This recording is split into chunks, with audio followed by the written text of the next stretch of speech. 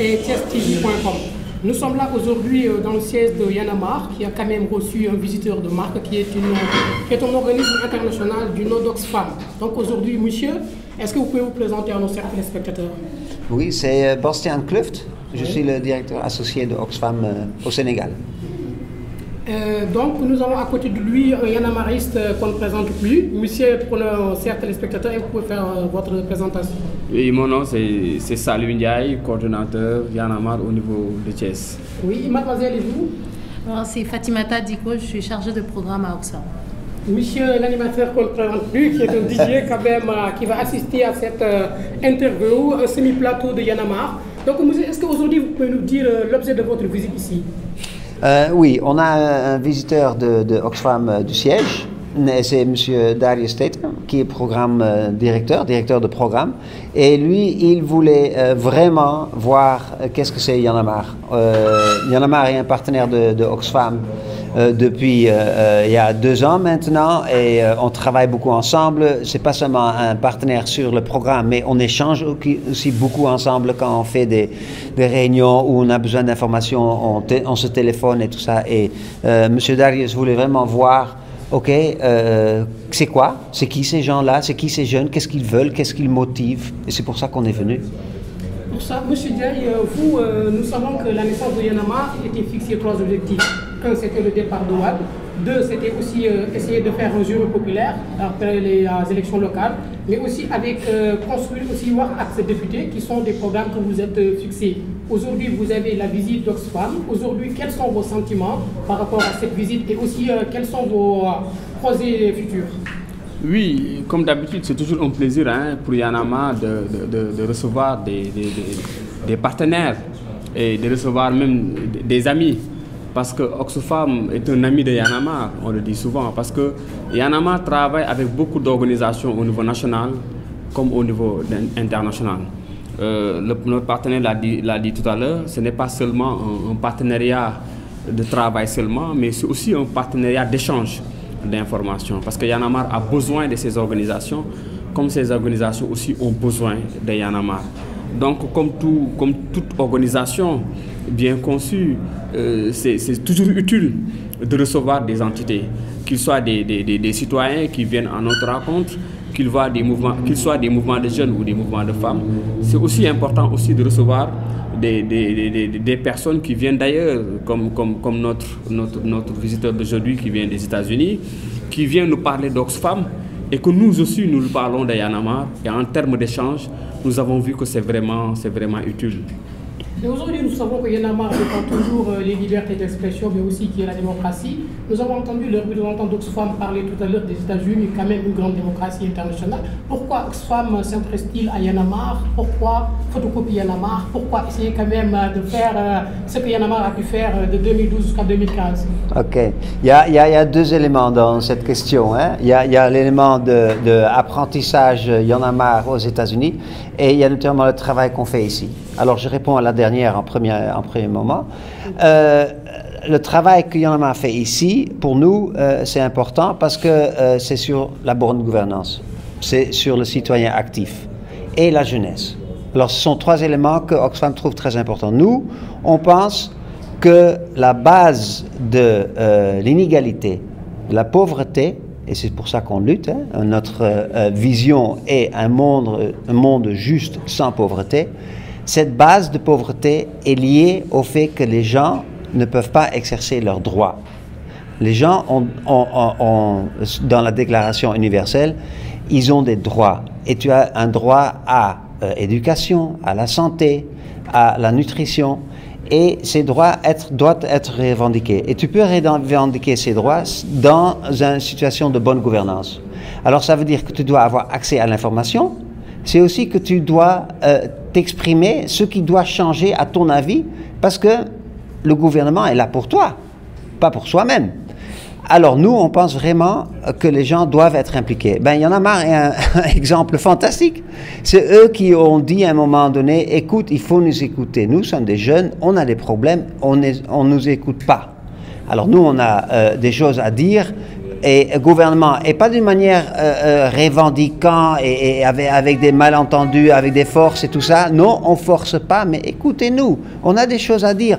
Et nous, on pense en tant qu'Oxfam que si on implique les gens, ça va changer pour tout le monde, pour le gouvernement, et va être plus content parce qu'ils vont faire des démarches qui appuient tout le monde, et les gens, les citoyens qui doivent être partie de la société vont être aussi contents.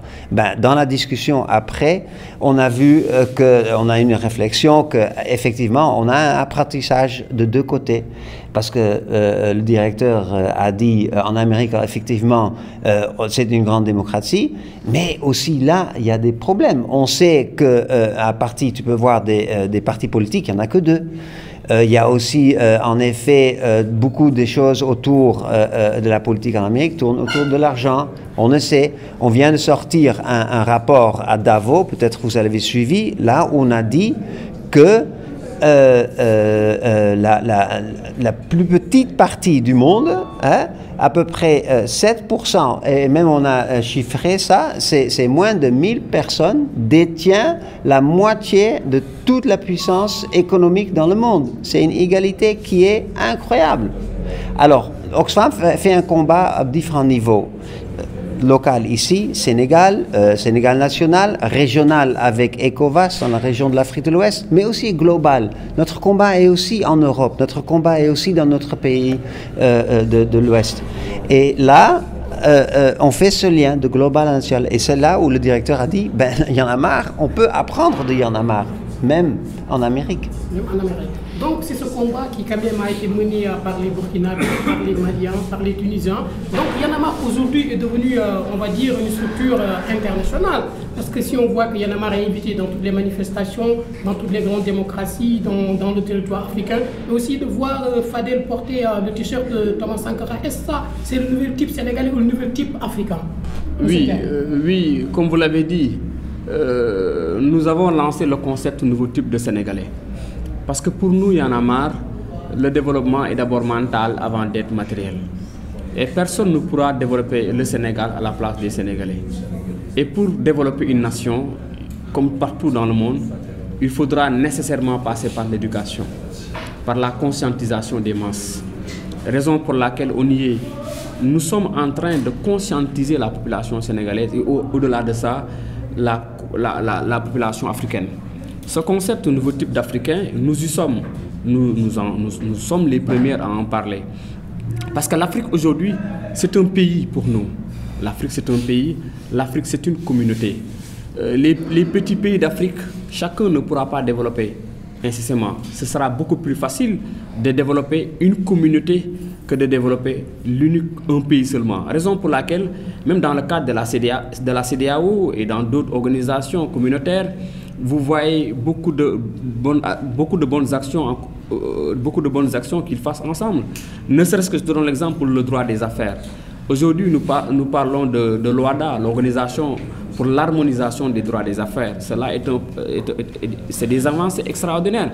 Aujourd'hui, nous parlons de la monnaie unique, ou même de la monnaie de la CEDEAO. C'est des avancées, en fait, c'est des projets futurs. Raison pour laquelle nous, Y'en a marre, nous n'avons pas voulu rester seulement au Sénégal, s'intéresser seulement au Sénégal, mais aussi c'est de passer à nos voisins, c'est de penser à nos voisins qui sont des Burkinabés, qui sont des frères togolais, qui sont des frères gabonais, qui sont des frères congolais. Aujourd'hui, vous voyez ce qui se passe au Congo, avec un président qui veut coûte que coûte se maintenir au pouvoir en changeant la constitution et en voulant utiliser la police et la gendarmerie pour réprimer les populations. Aujourd'hui, vous voyez même en Congo que même le Facebook a été bloqué, ça fait plus de 2 mois déjà. Aujourd'hui, vous voyez au Congo que même à un moment donné, lors du vote de cette loi contestée par les populations, la chaîne RFI a été bloquée.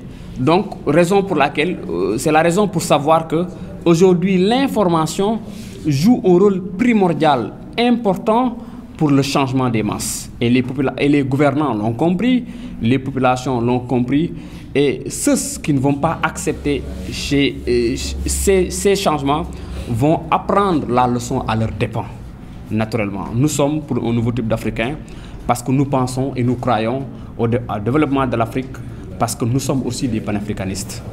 Mademoiselle, quelle lecture faites-vous aujourd'hui d'être ici Oxfam et à Y'en a marre?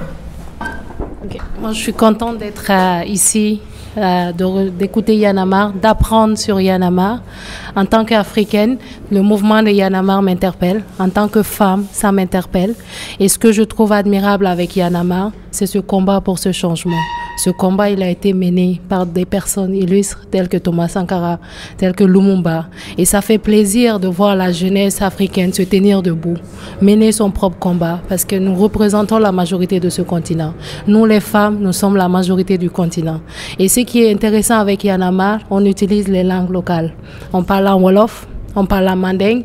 Si on sait que la majorité des femmes sont celles aussi qui sont analphabètes, on permet de mobiliser cette couche. Ce mouvement de Y'en a marre, comme je l'ai dit pendant les échanges, les débats, j'aimerais le voir un peu partout en Afrique. J'aimerais voir ce changement, ces jeunes qui se tiennent debout, qui se disent nous sommes les acteurs, nous pouvons amener le changement, nous allons amener le changement et de manière pacifique. Et nous, avec Oxfam, c'est ça que nous encourageons. Oxfam, nous encourageons les gens. Nous travaillons pour que les droits soient respectés. Et le droit de se faire entendre, le droit de se réunir, le droit à des moyens d'existence, le droit à la sécurité, c'est des choses que nous y croyons. Et c'est pour ça que nous sommes ici avec Y'en a marre. Et c'est pour ça que nous accompagnons Y'en a marre. Et ce changement, comme Bastien l'a dit, c'est pas seulement ici. Ce droit, Oxfam le défend partout, que ce soit en Afrique, en Asie, en Amérique, partout en Europe. Nous défendons ce droit. Et nous sommes avec Y'en a marre, nous apprenons, c'est un apprentissage mutuel. Et c'est vraiment un réel plaisir pour nous d'être ici aujourd'hui, de découvrir ce mouvement. Nous qui sommes dans d'autres programmes d'Oxfam qui travaillent pas directement avec Y'en a marre, mais ce message-là, ça nous touche. Ça fait plaisir de voir des organisations africaines, des mouvements africains qui se tiennent debout et qui parlent de l'Afrique selon les Africains, selon le point de vue des Africains. Et ça fait plaisir. Aujourd'hui, nous savons quand même, Cézanne, par rapport aux difficultés africaines de trouver l'emploi et tout, on reçoit quand même des offres étatiques, leur donnant des passeports diplomatiques, leur donnant des postes de travail, leur mettant à l'aise. Et Cézanne ont décliné cette offre, demoiselle africaine. Qu'est-ce que cela vous fait, votre impression là-dessus? Ça fait plaisir de voir, de ne pas se laisser corrompre par des idées. Une fois que nous acceptons, on tend la main et qu'on accepte que des emplois ici et là, que ce soit un emploi, je ne sais pas dans quel ministère, que nous prenons une enveloppe, que ce soit même de 5 francs ou de 500 francs ou de 5 millions, de 5 milliards, notre idéologie ne tient plus. Et ça fait plaisir de voir que ce qui est ici, l'idée qui est ici, la philosophie qui est défendue ici, cette philosophie est universelle, elle n'a pas de prix, elle ne doit pas être corrompue. Et c'est le message que Y'en a marre envoie. Et c'est le message qui doit être envoyé à la jeunesse africaine. Soyons honnêtes, soyons autonomes, mettons-nous au travail et n'essayons pas de prendre des chemins qui zigzaguent, soyons sur le droit chemin. Et ce message, que ce soit jeune femme africaine, jeune femme de je ne sais pas de quel continent, ce message, on doit le porter haut. Et c'est ce message-là, c'est cette autonomie, ce refus à la corruption, ce refus à toute forme ce refus à toutes sortes de manigances, de manipulation de nos idées, c'est ça qu'on doit porter et ça on doit le maintenir, on doit le défendre, que ce soit en français s'il le faut, en bambara je le porterai pour mes concitoyens maliens, quel que soit, c'est le message qu'on doit porter en Afrique et ça on doit continuer à le défendre. Monsieur le représentant d'Oxfam, quel message lancerez-vous aujourd'hui aux organismes internationaux mais aussi à l'appareil étatique sénégalais aussi? Comme toujours, moi, j'ouvre l'invitation à tous les acteurs, parce que moi je pense vraiment que c'est dans le, comme Y'en a marre le propose aussi, hein, c'est dans le débat ouvert et dans la transparence et les échanges qu'on peut avancer ces choses. Et ça veut dire moi je suis souvent très étonné que quand Oxfam a un sujet, que ça peut être sécurité alimentaire ou dans la gouvernance ou l'emploi et les jeunes, on amène les gens qu'on connaît, des partenaires qu'on connaît, les partenaires sénégalais, la société civile, Et on discute autour de la table un projet, un programme qui va se dérouler. Peut-être c'est un programme qui a même un fonds externe qui veut s'investir là-dedans. Et les partenaires autour de la table nous disent qu'en effet, c'est la première fois qu'ils se voient autour de ce sujet, au lieu que les partenaires travaillent tous dans le même domaine. Alors, moi, je suis toujours étonné. Pourquoi Oxfam devait venir pour vous mettre ensemble, pour que vous parlez ensemble? Et ça, je trouve... alors, c'est un vécu, je sais que c'est comme ça, mais quand même, il serait bien que les gens se parlent plus et qu'il y a plus d'échanges entre gouvernement et les acteurs de la société civile, avec les organisations des femmes, avec les organisations des jeunes. Pourquoi le ministère de la Jeunesse n'appelle pas Y en a marre de temps en temps et s'assoit autour de la table et dit, pied sur table, allons discuter des problèmes qui sont maintenant ici. Et des échanges, écoute l'un et l'autre. Et Y en a marre, écoute aussi le ministère. Quels sont leurs problèmes pour dérouler le programme qu'ils ont? Parce que, et ensemble, tu peux venir avec des solutions. Et c'est pas de rester chacun dans son coin et de pas travailler ensemble. Et les Sénégalais disent toujours, on est ensemble. Alors, faites-le! Ensemble, Niofar. C'est ce qu'on dit tout le temps. Hein? On est Niofar. Donc on est là, Oxfam et Y en a marre, Niofar. Donc, M. Ndiaye, votre message? Oui, en fait, le message, je l'envoie aussi non seulement aux jeunes Sénégalais, mais aussi aux jeunes Africains. Parce qu'il est temps qu'on se développe. Il est temps qu'on développe nos pays, il est temps que l'on développe notre continent. Oui, après 50 ans d'indépendance, nous avons fini de vivre les 50 ans de sous-développement. L'Afrique ne doit pas vivre ces 100 ans de sous-développement. Nous ne pouvons pas continuer à tendre la main. Nous ne pouvons pas continuer à avoir des hôpitaux mal équipés. Nous ne pouvons pas continuer à avoir une école quasiment malade avec des grèves tout le temps. Nous ne pouvons pas continuer à avoir une jeunesse non seulement qui n'est pas engagée, analphabète, et qui refuse le développement. Nous ne pouvons pas continuer aussi à importer tout ce que l'on mange. Il est question aujourd'hui d'engager les responsabilités et d'engager les mesures idoines pour développer nos pays et pour développer le continent. C'est le message que je voudrais envoyer. L'autre message aussi, je l'envoie à nos gouvernants. Aujourd'hui, la génération, la jeunesse a changé. La jeunesse africaine d'aujourd'hui est différente de la jeunesse africaine des générations 60. Beaucoup de secteurs le prouvent. Aujourd'hui, en termes d'information, l'inspontanéité de l'information avec les technologies de l'information ont joué un rôle positif pour le changement de mentalité. Aujourd'hui, nous avons une jeunesse, nous avons une population qui aspire au développement. Donc, ce n'est pas difficile. Il n'y a pas de défi d'intensité. Nous n'avons pas un problème de responsabilité parce que les gens veulent. Si vous avez une population qui veut le développement, si vous avez des populations qui veulent le développement, donc ce qui reste, c'est une meilleure harmonisation des ressources de l'État.